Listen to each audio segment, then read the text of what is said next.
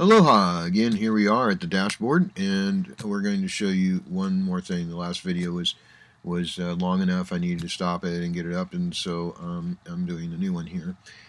So again, I'm going to remind you that I really need this this item answered here from October 25.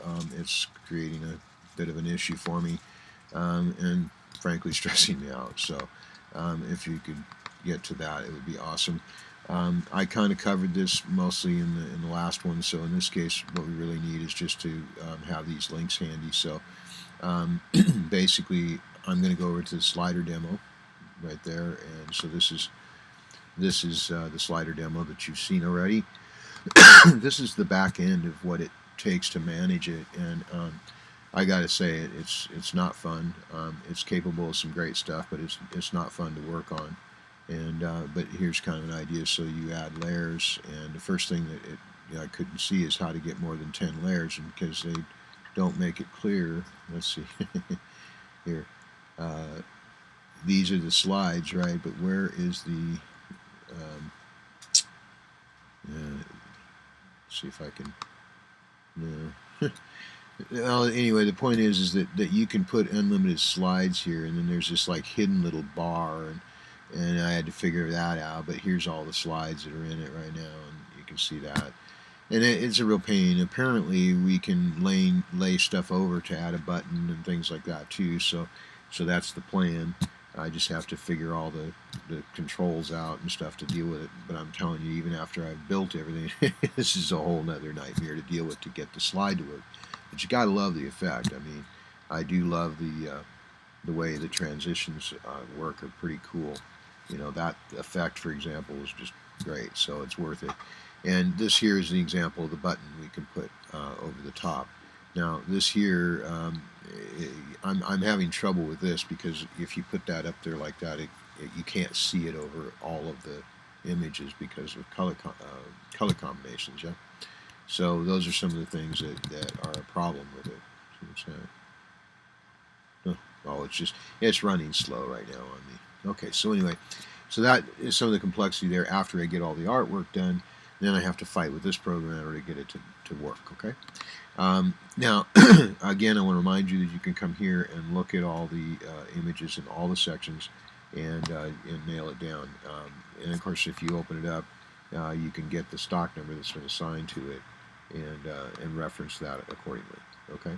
Or you can just give me URLs if that's easier for you. But that way you can specify what you're talking about is this piece or that piece, and everything's here to reference. Okay. Which brings me to the inventory here, and again, everything is linked to the dashboard, right? So all these things are here, right? Online inventory, project software, the marketing related things, and so forth. So that said, this one here is worth noting that it needs to be. This is a place to work from too. I mean, you can take this and the gallery, let's see, art store. You can take this art store and this inventory master and solve the problem there. You can say, I like this one, then come over and mark it over here. You know, you can just like take that stock number, and if you like, you have access to exactly the same thing I'm seeing. So changes made here are visible to me. So you could just come in and color that and say, well, I'm going to make it yellow, and that's one of the ones you want me to work on. Or you could use two codes. I want this one and delete this one, whatever. But you could just simply add color and tell me what you mean by the color, and we could accordingly handle it accordingly from there. Now, this also has some information that needs to be dealt with. So, like, click on this one here, right? And I'm sure spreadsheets you're familiar with, so I don't think I need to explain.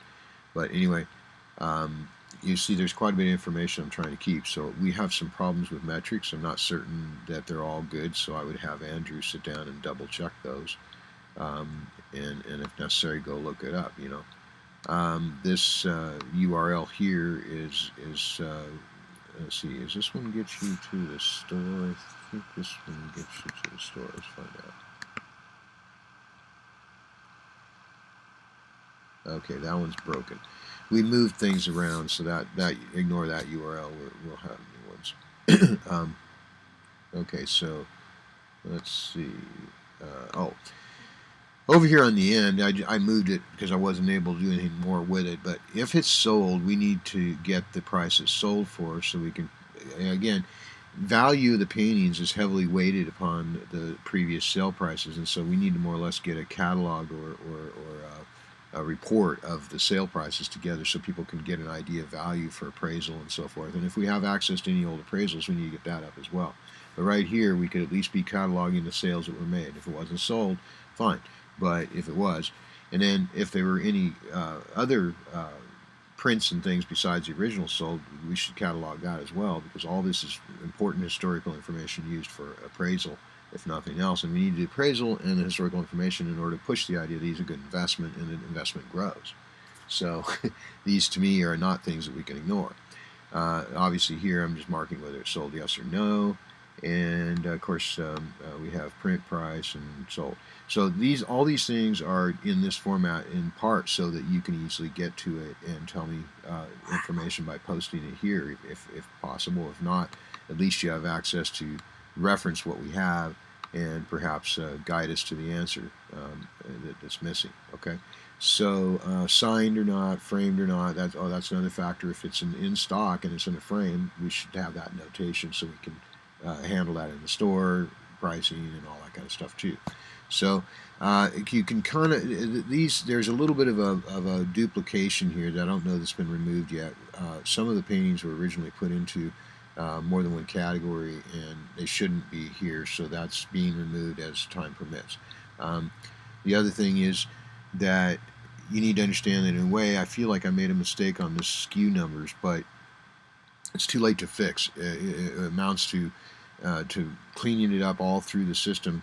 I could get it down to 4 digits, but if I go to do that, it's going to add, it's a 50-hour deal just to clean all that up. Everything's been referenced this way, and it's a mistake I made before I created a better filing system. And so that's a mistake made back in like 2008 or 9. Okay, so we're living with that mistake. Sorry, but it was based on the idea that he would have more than 200 paintings, and I could have done things differently if I had that straight at the time. Anyway, so that's something you need to know. I would like to have the correct dates on things, the correct location where it was painted from, and actually, painted from. I think it'd also be nice to know what it was painted of. If it's a painting of something in California, could you tell me where?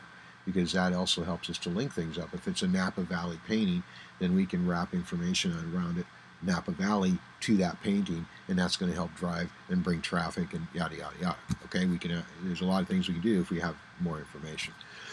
So that was part of the deal. But I have, in the end, I will be. A lot of this I'll make it easier available. So for right now, it's mostly a matter of showing you what all the names are and the information and so forth. So we've tried to make this up to date.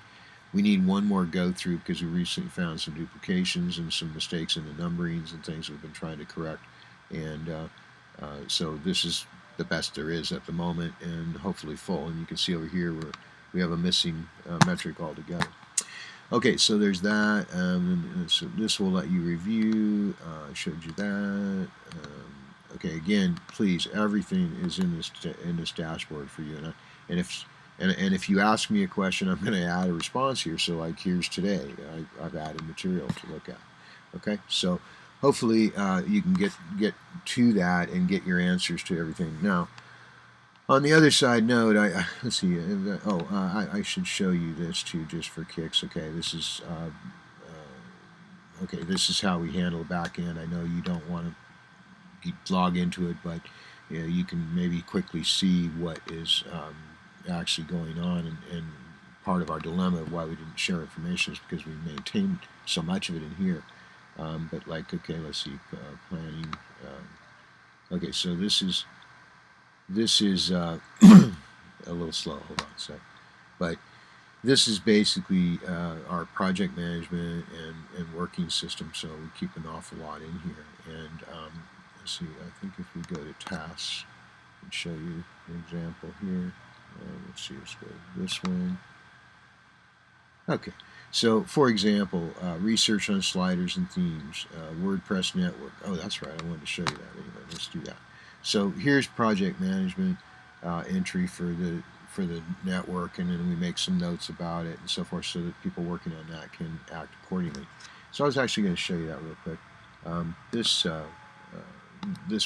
all these websites that you see here are hosted together. So what we have is a network has let's see, dashboard sites. Okay, so here's the difference between a regular website and this is that we can add as many websites as we want.